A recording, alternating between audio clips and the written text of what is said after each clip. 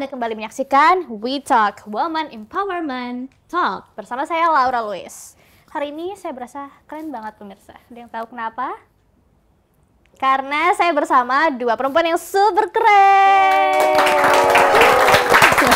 Di sini udah bareng kita Mbak Shirley, seorang aktivis dan juga seorang dosen. Halo Mbak, senang ketemu sama kamu. Senang juga ketemu sama kamu.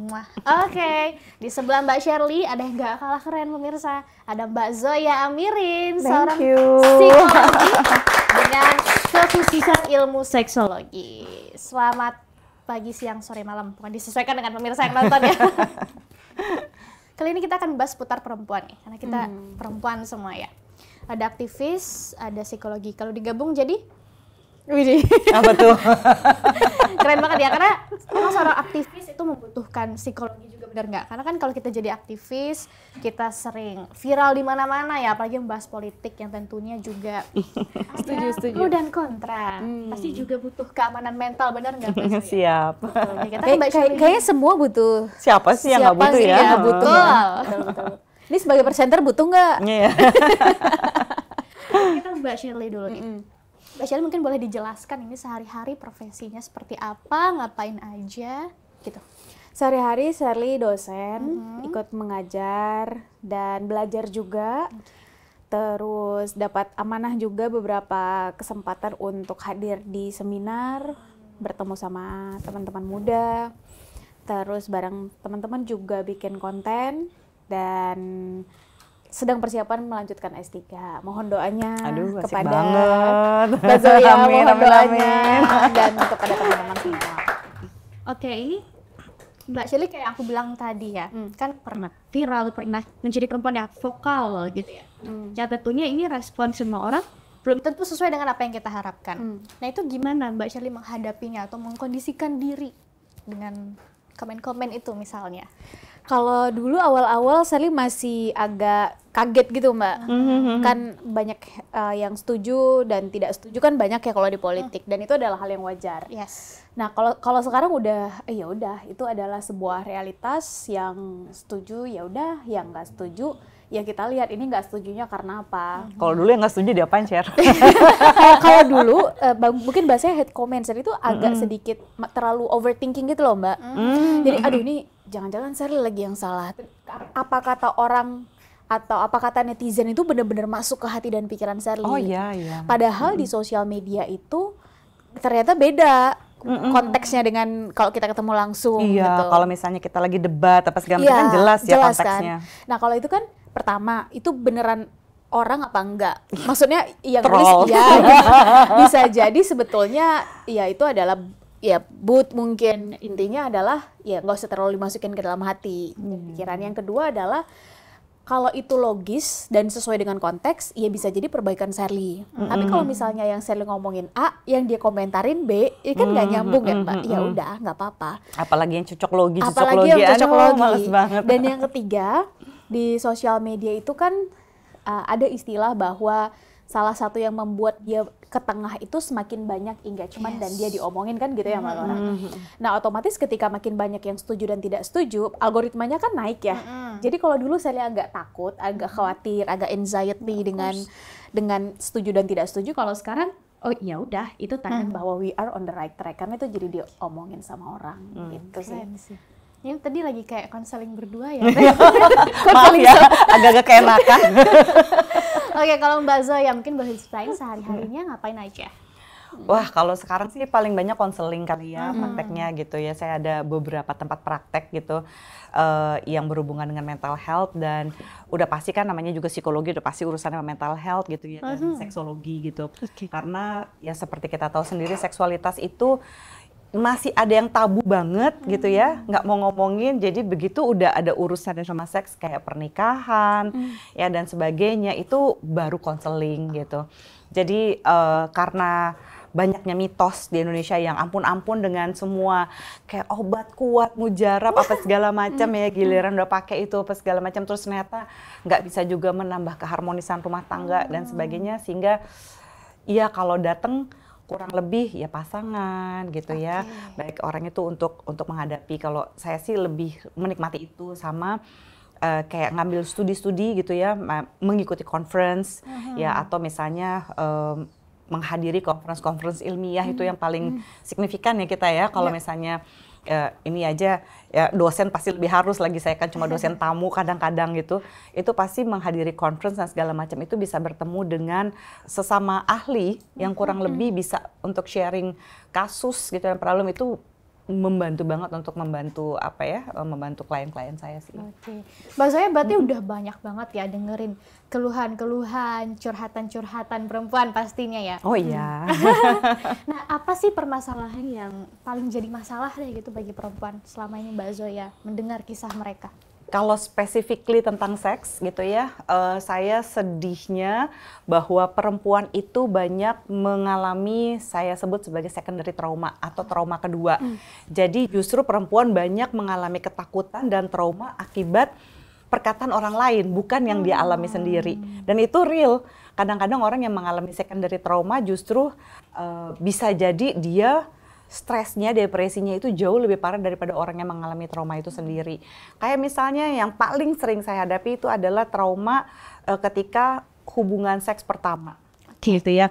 Jadi banyak sekali perempuan yang suka bercerita pada teman perempuan lainnya bahwa hubungan seks pertama tuh bakal sakit banget loh, bakal begini, sehingga ketika mereka akan melakukannya mereka udah mempersepsi kesakitan itu, padahal kesakitan itu sama sekali di genitalnya tidak dirasakan.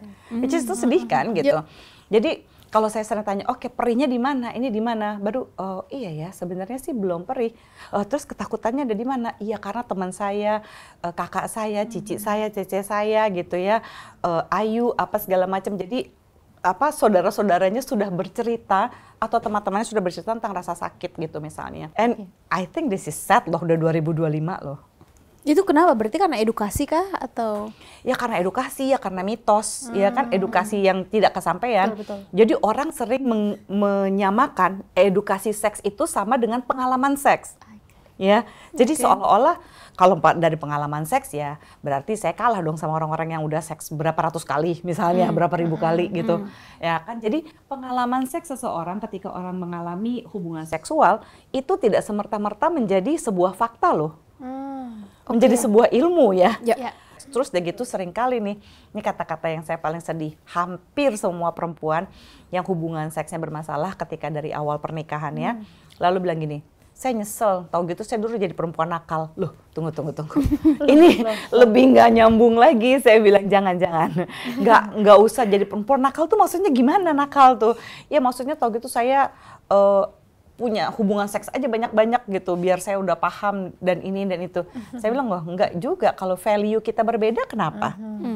Kan untuk melakukan hubungan seks pranikah gitu, atau misalnya tidak, itu kan adalah keputusan yang berhubungan dengan nilai budaya dan agama yang kita percaya gitu. Gitu, dan nggak bisa semerta-merta hanya karena belum pernah hubungan seks udah berarti harus sakit, terus jadi nggak enak, terus begini begitu. Nah itu kan kembali lagi pada mitos-mitos yang ya sebenarnya merepress perempuan kali ya. Tapi kenapa korbannya itu lebih banyak perempuan ya? Apa karena kita terlalu merasa, apa karena kita terlalu dengerin apa kata orang? Overthinking. Iya kan? Percaya nggak sih kita semua, kita bertiga pasti merasakan sebagai perempuan. Kita grow up, kita tuh banyak banget larangannya kan. Jangan keluar malam, jangan pakai baju pendek, jangan pakai begini. Ada aja deh segala macam. Tapi kalau laki-laki ada nggak larangan gitu? Enggak. Jangan keluar malam, nggak ada kan.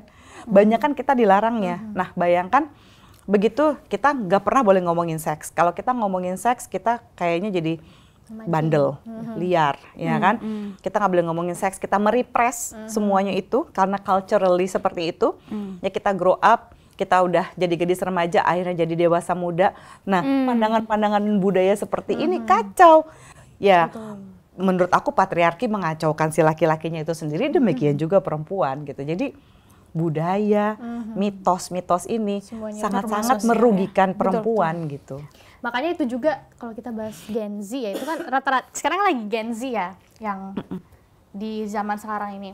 Makanya dari semua yang Mbak Zoya bicarakan tadi muncullah istilah, ada yang katanya perempuan nggak mau nikah, atau bahayanya lagi, bukan bahaya sih sebenarnya, itu pilihannya. Sampai muncul ada istilah child free atau nggak mau punya anak. Nah kalau dari Mbak Shirley atau Mbak Zoya itu menilai hal ini seperti apa? Apa tuh nggak mau nikah, child free? Iya dua-duanya. yang nggak mau nikah, nggak mau punya anak. Menurutmu gimana Mbak itu? Kalau aku sih, bandingin gini, kalau misalnya mau nikah atau nggak mau nikah, gini, menikahlah karena kamu siap, bukan karena udah umur, ya. Menikahlah bukan karena kamu kesepian, yang paling sering ya, kayaknya. Tenang para jomblo, jangan menikah karena kamu kesepian gitu. Karena kan kita sering gini, aku nggak mau kalau misalnya nanti meninggal sendirian, ini sendirian. Emang meninggal ada yang berdua? Nggak ada kan? Kita tetap sendiri anyway gitu ya. Jadi menikah dengan alasan yang tepat itu kayaknya harus lebih sering dikumandangkan. Sementara child free, kalau buat saya tidak menginginkan punya anak, boleh aja asal dengan alasan itu alasan yang sangat pribadi. Nggak bisa kayak gini nih menurut saya ya, kalau saya nggak mau punya anak soalnya di dunia ini kan udah terlalu banyak manusia, itu nggak fair banget buat orang yang mau punya anak loh. Ya menurut aku. Jadi kamu memilih untuk punya anak atau nggak punya anak, bolehkah tidak mendiskreditkan orang lain, tapi bener-bener jadi kayak misalnya gini, oh aku nggak mau punya anak karena ya aku lebih pengen taking care diri aku sendiri, itu bukan sebuah keegoisan menurut aku. Ya kan, dia merasa mungkin ada yang financial oke, tapi secara emosi punya anak itu kan kita kayak mesti bener-bener ini loh, anak itu bukan aset, anak itu liabilities gitu kan ya. Jadi nggak bisa memanfaatkan anak sebagai oh ya udah nanti anaknya besar bisa ngejagain kita, bisa ngurusin ini segala macam. Kayaknya kalau itu mau punya anak nggak boleh selfish deh menurut aku, nggak boleh egois. Setuju. Ya nggak, what do you think Shirley? Kalau menurut kan dua ya, menikah dan punya anak apa enggak. Pertama saya kalau ngelihat menikah itu adalah komitmen. Jadi ada istilah dari guru Shirley bilang gini Mbak Zoya sama Mbak Laura. Cara terbaik untuk mendewasakan seseorang adalah lekatkan diri kita dengan tanggung jawab, dengan komitmen. Jadi itu adalah fase di mana seseorang bertumbuh. Kalau misalnya sebelumnya kita jadi anak gitu, bisa jadi diri sendiri, kita selesai dengan diri sendiri. Ketika udah menikah, yang perempuan jadi istri, yang laki-laki jadi suami, ini fase bertumbuh kita masuk ke level selanjutnya yang mungkin awalnya adalah aku maunya A, aku maunya B. This is not about us ourselves lagi, tapi ini tentang berdua. Ini menurut saya adalah fase bertumbuh yang membutuhkan kesadaran. Jadi bukan tentang perbandingan. Wah, yang lain udah nikah, aku juga mau nikah. Right? Jadi ini tentang dengan orang yang tepat, bukan cepat-cepatan menurut Shirley ya. Jadi ini tentang komitmen, dan yang paling penting adalah Shirley meyakini menikah ini adalah proses bertumbuh keduanya. Jadi mau laki-laki, mau perempuan, keduanya akan bertumbuh. Dan yang kedua, punya anak apa enggak, otomatis yang pertama, ini kan kesepakatan berdua ya. Yang kedua adalah, terlepas itu keputusan, oh ya udah kita memutuskan untuk nggak punya anak, untuk diri sendiri, that's totally fine secara keputusan. Tapi pertanyaannya adalah apakah yang pertama tadi mendiskreditkan, yang kedua adalah ketika kita mempengaruhi orang lain bahwa ini adalah keputusan yang paling tepat. Nah ini saya bermasalah dengan problematic. Ini. Yes, problematic. Terus yang ketiga adalah bukankah menjadi ibu bagi perempuan dan ayah menjadi laki-laki ada fase bertumbuh selanjutnya.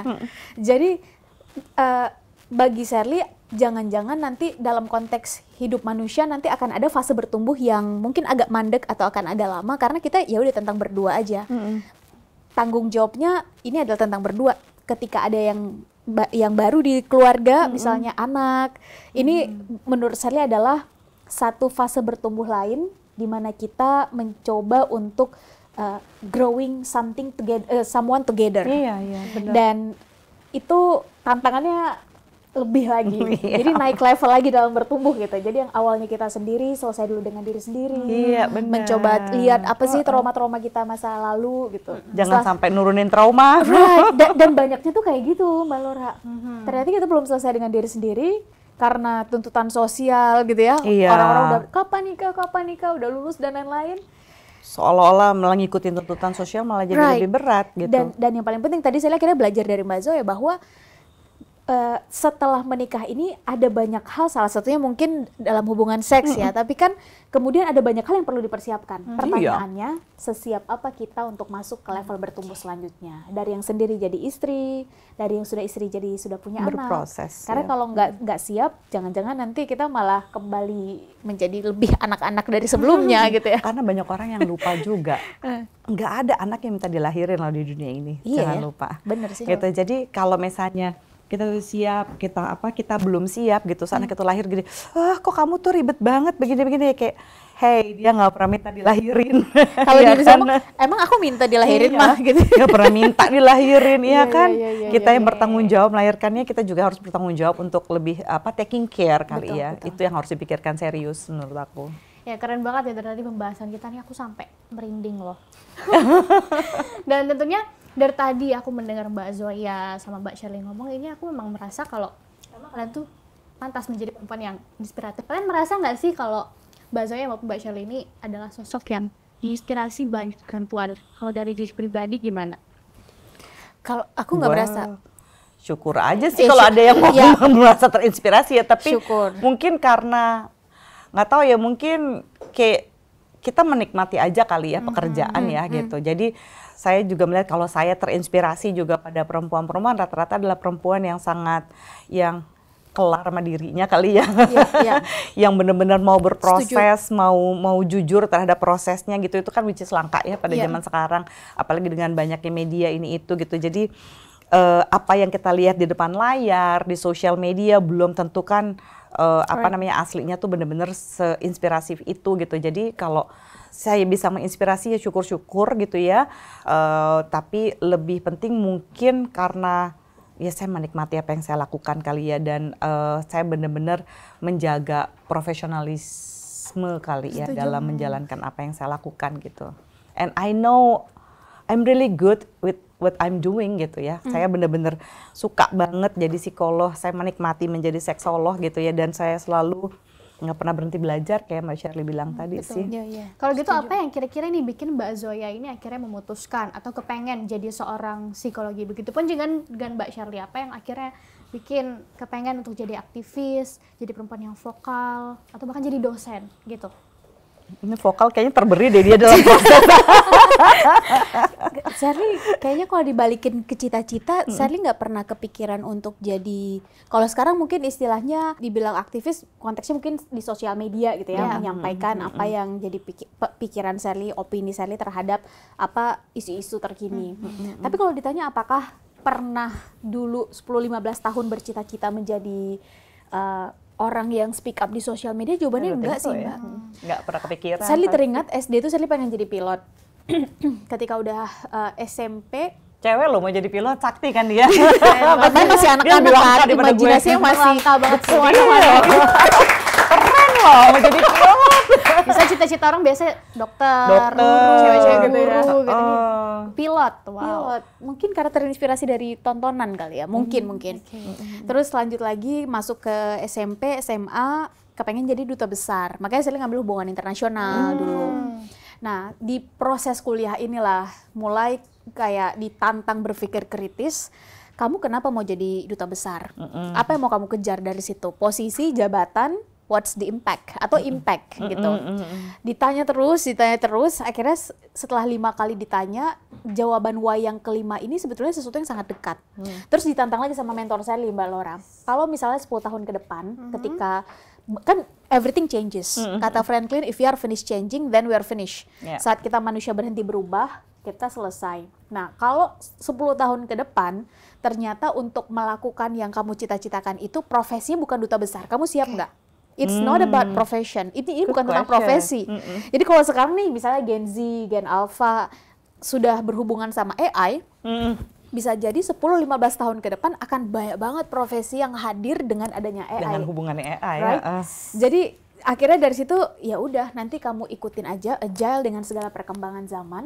Dan kalau ditanya sekarang, apa yang membuat Shirley pertama, Shirley nggak pernah bercita-cita. Yang kedua, apa yang membuat Shirley akhirnya melakoni apa yang sekarang dilakukan? Karena satu, waktu itu ada opportunity, kesempatan tahun 2019 saat pulang. Akhirnya Shirley nggak punya privilege apa-apa, nggak begitu dekat dengan media. Yang Shirley punya cuma sosial media kan.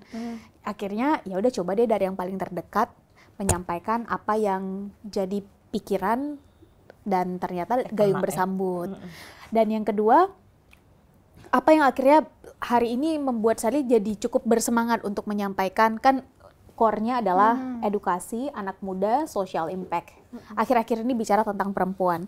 Jawabannya adalah semakin Sherly jalan dari satu provinsi ke provinsi lain dan ketemu anak muda Mbak Laura, ternyata selama ini yang Sherly lihat sedikit banget.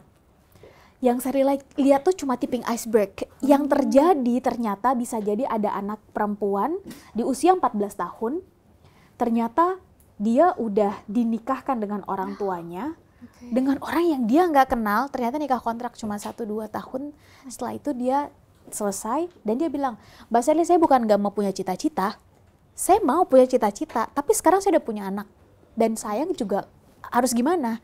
Ternyata saya dinikahkan kontrak oleh orang tua saya. Jadi dari sini saya tahu bahwa saya bisa melakukan apa ya untuk ngebantu kamu. Ketika misalnya dibilang ada 1-2 video Kak Sherly yang cukup membuat saya yakin bahwa masa depan saya adalah tanggung jawab saya kira ya udah apa yang bisa saya lakukan. Itu aja udah membuat Sherly jadi ambil baiknya aja ya, yang jeleknya jangan diambil dari Sherly gitu. Jadi itu yang membuat Sherly berpikir bahwa harus lebih banyak lagi hal-hal baik sampai ke mereka, akses baik sampai ke mereka, informasi baik sampai ke mereka, karena boleh jadi ada banyak banget perempuan, anak muda yang pengen berjuang tapi ya nggak dapat akses, nggak dapat kesempatan, opportunity gitu. Jadi semakin hari ini kita pakai gadget, luaskan aja informasi baik, berita baik, kabar baik gitu. Jadi mungkin itu sih yang membuat Sherly jadi ya udah do something good in social media. Kira-kira Mbak Zoya apakah sama? Apakah berawal mungkin dari melihat orang lain, kemudian ingin melakukan sesuatu gitu? Wah enggak, saya sih banyak banget berubah cita-cita tuh, pernah jadi arsitek gitu, tapi nggak pernah kayak dia, canggih banget jadi pilot ya. Suka dulu sama pesawat gitu ya, kayak wah ngumpulin F-16 berapa, tapi nggak pernah kepikiran jadi pilot, kayak dia, makanya dia sakti banget sih menurut aku. Pengen jadi pramugari karena pikir oh dulu bisa jalan-jalan gitu ya, kalau jadi flight attendant kayaknya keren.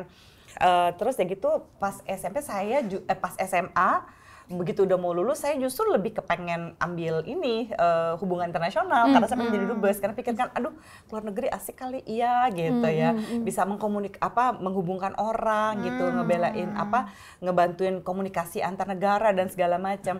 Terus teman saya justru yang mengambil psikologi, bukan saya gitu, tapi terus gitu ngebantuin dia pas lagi ngambil ini. Terus saya dengar waktu itu ada almarhum Profesor Dr. Fuad Hasan ceramah gitu. Terus saya gini, aduh kok keren banget ya. Saya ingat banget kata-katanya dia, jangan lupa jadilah orang yang bebas untuk bertanggung jawab, bukan menjadi orang yang bebas dari tanggung jawab. Kayak gini, gue harus jadi psikolog kayak dia gitu kan. Langsung wah gitu, akhirnya semua pendaftaran itu berubah masuk psikologi. Setelah saya pikir-pikir sekarang mungkin karena dulu meja makan mama saya itu jago banget bikin kue, saya jago makannya doang. Ya, dia itu bisa sambil bikin kue, orang itu ngelilingin mejanya dia sambil curhat segala macem. Gitu. Tadi saya tuh pikir, mama itu tidak punya kemampuan konseling, of course kayak saya, tapi she's very very loving, open-minded kali ya. Iya kalau dia nggak open-minded, saya nggak jadi seksolog juga sih. Terus kok asik banget ngobrolin kayak gitu. Mungkin itu juga kali ada dampaknya gitu ya. Plus seksologi. Siapa sih anak kecil yang pernah pengen jadi seksolog? Nggak ada. Kalau seksolog tuh kayaknya keren buat orang dewasa gitu. Oh seksolog, anak kecil kayak apaan sih? Kan orang banyak nggak tahu juga ya apa. Gitu. Itu juga saya baru tahu pas udah mau lulusan, udah berapa semester lagi saya ikut kelasnya Prof. Sarlito Wirawan Sarwono, waktu itu almarhum. Terus masuk kelas perilaku seksual, karena buat saya buat persiapan pernikahan sih, nggak ngerti apa-apa kan tentang seks, kayaknya lempeng-lempeng aja hidup gitu. Pas masuk sana, wow gitu ya, saya bilang saya langsung brain orgasm loh, itu kayak ini apa ya gitu kan. Ternyata segala sesuatu tentang seks itu sangat-sangat kompleks ya, lebih daripada yang saya kira gitu. Terus saya langsung, aduh, saya ini nih brain freeze sesaat gitu. Terus saya bilang, Mas Ito bilang, udah Zoya nanti kamu ambil S2 ya, ngambil klinis. Terus nanti saya kenalin sama Prof. Wimpi Pangkaila, coba kamu ini deh, kamu jadi seksolog klinis. Belum ada seksolog klinis tahu di Indonesia. Loh Mas Ito gitu, ya saya seksolog tapi kan saya lebih banyak ke sosial, dia bilang begitu kan. Bilang, aduh deg-degan banget gak sih? Nah, contohnya siapa? Nggak ada, ya udah pokoknya kamu aja gitu. Ya saya percaya aja kan gitu sama beliau gitu, dikenalin, and long story short akhirnya itulah kenapa saya jadi seksolog klinis perempuan pertama di Indonesia kan. Kayaknya kalau saya nggak metal nekat-nekatin dengerin Mas Ito waktu itu kayak aduh nggak tahu deh di mana gue sekarang. Wow. Cool. Tapi itu memang waduh gitu, perjalanan memahami seks itu bener-bener banyak ininya ya, banyak terjal-terjalnya penghakiman orang gitu ya. Lebih banyak melihat, saya mungkin kan saya perempuan gitu ya, lebih banyak melihat kayaknya seolah-olah boleh gitu mengomentari kehidupan seks saya atau cari tahu tentang ini itu tuh yang paling ngeselin sih menurut saya di antara semuanya. Oke, kita ada games nih, Mbak. Nggak susah kan? Susah banget sayangnya. Kalau nggak bisa jawab, nggak boleh pulang. Gawat, disekap gitu di sini. Iya. Oke, games pertama adalah jawab cepat. Jawab cepat. Oke. Pokoknya bukan jawab cepat, maksudnya bukan jawabannya cepat ya. Tapi nanti jawabnya cepat gitu. Oh iya. Nggak, tapi menjawab dengan cepat. Oke. Jadi begitu aku ngomong titik langsung jawab. Oke. Hitungan 0,5 detik. Oke? Oke. Siapa dulu nih? Siapa aja? Siapa dulu? Bebas. Siapa duluan? Mbak Zoya Mau dulu. sweet dulu mungkin? Mbak Zoya dulu. Boleh. Oke, Mbak Zoya dulu ya. Jawab cepat. Kamu merasa menjadi wanita kuat ketika kamu Mampu ketawa di saat happy dan mampu nangis saat sedih. Wow. Bener banget lagi. Iya. Bener banget lagi. kekuatan ya, Mbak? Gimana sih? Enggak, karena gini ya, kuat itu kan bukan berarti nggak boleh sedih. Yes. Nggak boleh berekspresi. Kalau buat aku yang namanya kuat itu adalah orang yang mampu mengekspresikan emosinya secara ada kuat gitu loh. Setuju. Ya nggak sih? Iya sih, tapi kenapa itu tuh agak sulit di perempuan? Kalau di laki-laki, kalau mereka bilang enggak, ya itu literally enggak. Kalau misalnya mereka sedih, sebentar ya. Jadi mereka jauh lebih bisa mengomunikasikan sesuatu dengan efektif gitu loh. Kalau perempuan enggak kok, aku enggak apa-apa, padahal apa-apa gitu. Itu maksud aku. Kita nggak kuat loh dengan cara begitu ya kan? Keren. Aja nggak kepikiran ke sana ya. Kepikiran. Tadi nggak kepikiran lagi. Iya, oke. Sudah cepet tuh bingung. Iya, benar. Oke, ini Mbak Ceda enak nih. Karena tadi Mbak Ceda nggak perlu mikir. Ini ada perlu waktu untuk mikir. Oke. Itu Mbak Shirley ini pertanyaannya sama. Oh, pertanyaan sama. Kamu merasa menjadi wanita kuat ketika kamu? Bermanfaat. Oke. Jadi kalau misalnya ada sedikit aja, dalam hal ini konteksnya bisa apa aja. Benar. Ada perbuatan Shirley yang ternyata bisa ngasih manfaat ke orang, itu Shirley senang banget. Yes. Nah kadang-kadang kan kita nggak tahu ya Mbak ya, bahwa itu ternyata ngasih impact ke orang lain sekecil apapun. Nah ketika misalnya tahu, seneng banget gitu. Itu Shirley senang. Itu bisa membuat capeknya tuh hilang, udah aja hilang gitu. Benar. Right? Oke, bermanfaat. Setuju. Ada pertanyaan kedua, tapi Mbak Shirley duluan. Oke. Gantian ya. Ini jangan yang kedua lebih sulit lagi. Langsung deg-degan. Ini yang kedua enak nih, bisa ada waktu buat mikir. Oh ya, oke. Fokus. Fokus. Satu hal yang menjadi kontribusi kamu untuk tanah air.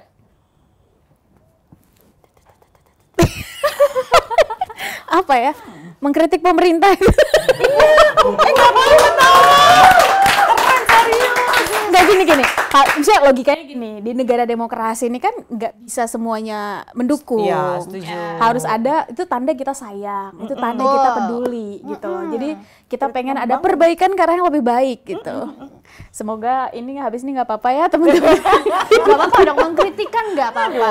Kritikan yang membangun toh. Yes. Yang harapannya adalah bisa membuat apapun itu, terutama kebijakan yang berhubungan sama orang banyak, jadi benar-benar diperuntukkan untuk orang banyak.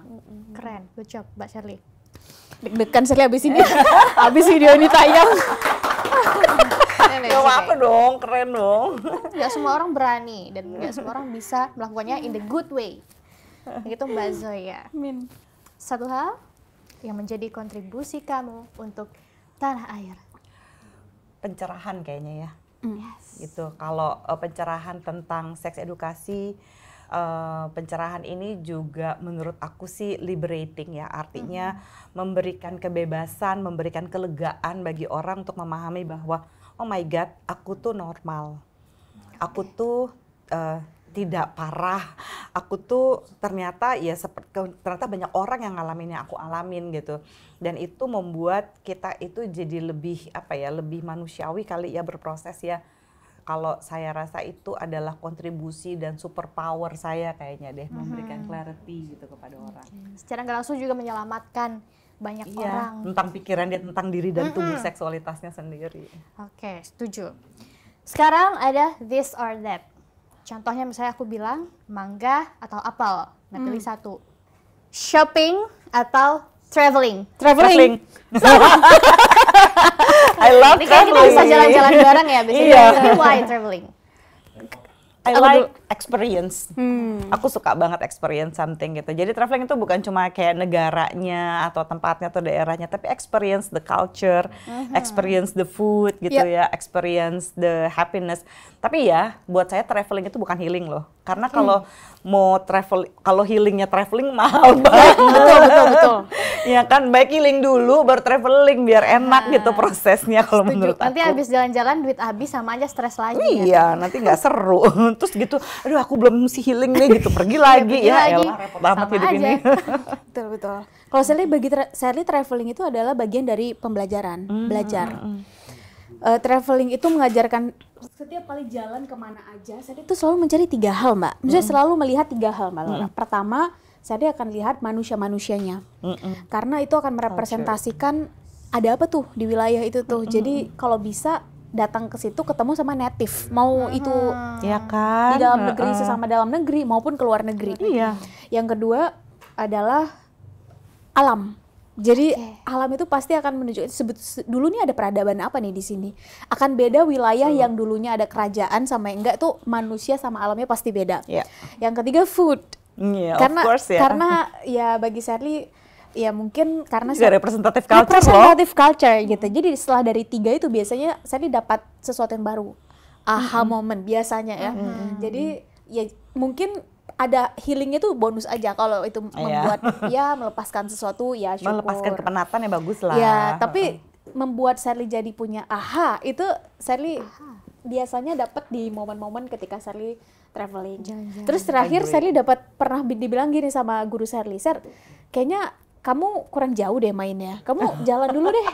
Kamu ketemu banyak orang dulu deh gitu. Maksudnya? Jadi semakin seseorang itu ketemu banyak orang, belajar banyak hal baru yang tadi Mbak Zoya bilang, dia sebetulnya semakin akan terbuka wawasannya, Ya terbuka kan? cara berpikirnya, terbuka hatinya dalam melihat segala sesuatu. Setuju. Dan itu yang membuat kita bertumbuh, growth mindset. Oke, kita sama-sama suka traveling, kita harus jalan-jalan bareng. Oke, kita kembali serius. Canda. Nah ini, kita kan kadang karakter manusia itu kan bisa berubah setelah ada sesuatu yang mereka alami. Entah itu mungkin trauma atau apa. Nah ini berkaitan dengan posisi atau peran dari Mbak Zoya sama Mbak Shirley sekarang. Apa sih pengalaman apa atau momen apa yang dulu pernah dirasakan yang berkesan banget yang mengubah karakter atau menjadi kepribadian yang lain begitu? Wow. Oh wow, apa ya? Kalau aku mungkin divorce kali ya. Karena menjadi psikolog dan divorce itu adalah 2 hal yang kayaknya nggak matching kalau dulu, ya kan? Hah, lu mau jadi psikolog, nanti nggak ada yang laku loh kalau misalnya kamu divorce. Loh justru, ya aku menjadi psikolog dan menjadi seksolog karena aku bisa belajar dari pernikahanku ini gitu. Dan gini ya, aku menolak untuk mengatakan bahwa divorce itu atau perceraian itu adalah kegagalan. Menurut aku itu adalah salah satu solusi. Karena saya udah tahu saya udah berbuat yang terbaik di versi saya, gitu ya. I'll do my best, ya sehingga saya belajar dari relationship ini untuk tidak mengulang ke depannya. Dan menurut saya karakter saya tuh jauh banget sih berubah di situ. Karena stigma janda itu kan luar biasa ya di negara ini. Di sini ya, di Indonesia ya? Iya, bahwa saya mau merepresentasikan diri saya sebagai seorang janda yang berdaya, gitu ya. Bahwa saya bisa mandiri gitu ya, saya bisa belajar, saya tetap bisa bersosialisasi, saya tetap profesional gitu ya. Itu yang mungkin saya kasih tahu bahwa menjadi janda tuh nggak akhir dari segalanya. Betul. Tapi saya jauh lebih kalem sih abis itu. Nggak lebih dulu. Jadi perubahan konkretnya apa? Lebih kalem atau lebih clarity-nya lebih kelihatan? Apa ya? Kayaknya perubahan paling konkret itu adalah lebih banyak nerima diri, nggak menyalahkan diri gitu ya. Karena tadinya saya tuh sama sekali lebih fokus pada saya nggak mau cerai, takut nanti dibilang orang apa gitu kan. Nanti saya nggak laku jadi psikolog, saya nggak jadi ini. Tapi di antara semua itu saya lebih nerima. Ya udah Zoya, kamu kan begini gitu ya. Terlepas dari apapun yang terjadi di hidup kamu, kamu harus menjadi the best version of yourself gitu. Jadi saya lebih nggak take it for granted gitu kan ya. Saya juga jadi lebih menghargai banyak hal, pembelajaran mahal tentang cinta gitu. Wow. Jadi saya dari situ pembelajaran mahal saya adalah cinta itu mencari cara bukan cari alasan. Wow. If you want to do something about it. Gitu. Benar-benar ya bahasanya. Cuma boleh satu ya? Sally ada 2 lagi momen benar-benar turning Sally. Udah dua-duanya aja. Biar seru. Yang pertama, Sally itu pernah dikritik keras oleh seorang mentor, Mbak dan Mbak Laura, Mbak Zoya, ketika Sally merantau pertama kali ke Jakarta waktu itu. Namanya mungkin anak daerah ya, yang merantau ke ibu kota, terus semua hal mau Sally coba ini, coba itu gitu, ikutan ini, ikutan itu. Di tahun kedua kuliah, Sally dikritik oleh mentor, perkataannya adalah, "Ser, kamu tuh sibuk bukan produktif." Sally nggak terima. Namanya mungkin anak muda ya, egonya masih menggebu-gebu, terus dibilang kayak gitu. Sally nggak terima, ditantang dengan 4 pertanyaan. 4 pertanyaan ini mengubah banyak banget, termasuk bagaimana orientasi Sally dalam melihat masa depan Sally sendiri. It's not about profession yang tadi, tapi what's the impact you gonna make. Kira-kira kamu mau ninggalin kondisi seperti apa ke generasi selanjutnya? Kurang lebih kayak begitu. 4 pertanyaan ini yang dalam berbagai kesempatan setiap kali ketemu anak muda, ini berusaha Sally emphasize bahwa fokus saja pada hal-hal inti, hal-hal bobot. Sekalipun hari ini distraksi informasi banyak banget, apalagi ya, tapi fokus saja pada hal-hal inti. 4 ini diantaranya. Pertama adalah what's the goal, what's the target. Kita tuh jangan-jangan ngikutin viralitas, FYP tanpa kita sendiri berani netapin ini target kita, ini goal kita. Dan bukan dalam hal ini perempuan ya. Perempuan itu bertanggung jawab atas dirinya sendiri. Bukan tugas suami kita nanti untuk menjamin kita bahagia, enggak. Kebahagiaan kita adalah tanggung jawab kita kan gitu ya. Agree. Bukan berarti kemudian sudah menikah, aha masalahnya selesai, kan enggak gitu ya. Jadi percayalah, kalau enggak saya enggak laku. Jadi maksudnya justru perempuan itu bahkan ketika masih sendiri, dia harus tahu target dia apa, goal dia apa, cita-cita dia apa, dia mau apa. Dan tanpa itu Sally pikir perempuan akan ya nggak tahu juga, nanti ikut suami dan seterusnya. Bukan salah, tapi maksudnya udah nggak zaman sekarang. Tolong dong hargai kita perempuan, kan kita perempuan. Sekarang tuh zamannya ini value kita. Dan kita akan ketemu di frekuensi yang sama. Untuk mendapatkan respect, kita tunjukin dulu kenapa kita layak untuk di respect gitu. Yang kedua adalah siapa kamu. Kamu tuh siapa sekarang, Ser? Karena ada privilege yang memang Tuhan kasih ke kita lewat keluarga misalnya. Tapi kadang-kadang kita lupa untuk melihat potensi apa sih sebetulnya yang dititipkan Tuhan, tapi kita harus menggali lagi. Nah, dari situ saya sadar bahwa ya udah fokus aja, Ser, Tuhan tuh ngasih potensi apa ke kamu dan bertumbuhlah di situ. Jadi tugas kamu adalah bertumbuh menjadi versi terbaikmu sesuai dengan potensi apa yang Tuhan titipkan ke kamu. Jadi itu ngebuat Sally jadi fokus dan berani bilang enggak pada sesuatu yang enggak sesuai dengan target. Kalau dulu semuanya Sally iyain. Yang ketiga adalah how. Jadi nggak ada masalah ada orang yang mau pakai Kijang Innova, ada orang mau pakai kendaraan lain, ada orang yang mau pakai kendaraannya lewat jalur kreativitas. Jadi itu akan membuat ya udah how kita beda-beda, ada yang mau jadi entrepreneur, ada yang lewat jalur pendidikan, sosial, politik. Jadi Sally belajar bahwa ternyata yang paling penting itu adalah kita berani membayar dan melayakkan diri untuk menuju ke sana. Dan yang terakhir adalah, Ser, kamu mau ninggalin apa untuk generasi sesudah kamu? Karena setiap orang ada masanya, setiap masa ada orangnya. 4 pertanyaan itu mengubah nyaris banyak hal di pikiran Sally, dan dari situ akhirnya Sally berani untuk mengatakan yes dan no secara bold dan tahu alasannya. Jadi nggak ikut-ikutan orang, nggak FOMO. Ya udah deh, karena hari lagi FYPA, Sally juga ikut deh. Terus momen kedua yang ubah hidup Sally adalah ketika pertama kali Sally jadi minoritas. Sally lahir dan besar di Aceh, Mbak Zoya. Dan itu kan nyaris ya udah memang mayoritas begitu kamu. Gitu. Yang kedua Sally besarnya, maksudnya kuliah, kerja pertama itu di Jakarta, masih bisa dibilang masih ya 80% lah begitu ya. Ketika melanjutkan kuliah amanahnya adalah di Australia, Sally jadi minoritas.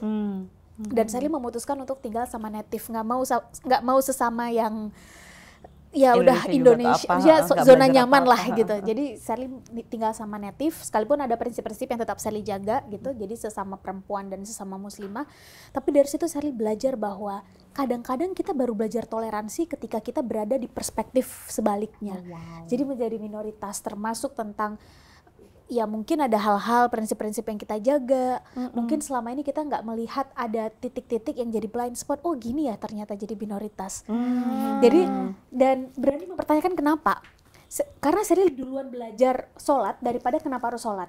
Saya duluan belajar puasa atau hal-hal yang sifatnya ibadah daripada kenapa kita harus melakukan itu misalnya. Kita dulu nggak berani kan nanyain kayak gitu, apaan sih ini ntar dimomelin. Di situ akhirnya Sally that's good. Ada banyak hal yang akhirnya menjadi ya Sally berani mempertanyakan itu, deep diving ke dalam justru ketika Sally jadi minoritas, sehingga ketika pulang cara Sally melihat perbedaan itu jadi berbeda. Gitu keren banget ya. Ini sekalian bisa jadi pesan-pesan juga ya boleh kita semua kepada seluruh perempuan yang lagi nonton tentunya. Nah, terima kasih sebelumnya sudah bergabung di We Talk, tapi aku ada sedikit pengumuman kalau kita akan ada award atau penghargaan untuk para perempuan hebat yang menginspirasi perempuan lainnya di Indonesia. Di mana ini nanti akan diadakan pada tanggal 22 Desember 2025 dan nominasinya nanti akan diumumkan lebih lanjut. Jadi stay tune tentunya pemirsa. Sekali lagi terima kasih Mbak Shelly. Terima kasih. Udah nih. Ya, nanti kita sambung habis ini ya. Kayak tadi waktunya masih kurang, kayaknya mungkin 30 menit atau 1 jam itu kayak kurang banget. Iya, mana pada bawel lagi. Nanti Maafkan abis ini ya. kita bisa konsul gratis nggak Mbak? Oh gitu, silakan. Oke, sekali lagi thank you. Terima kasih. Thank you. Pemirsa, makasih udah nonton We Talk. Jangan lupa nonton episode berikutnya. Sampai jumpa.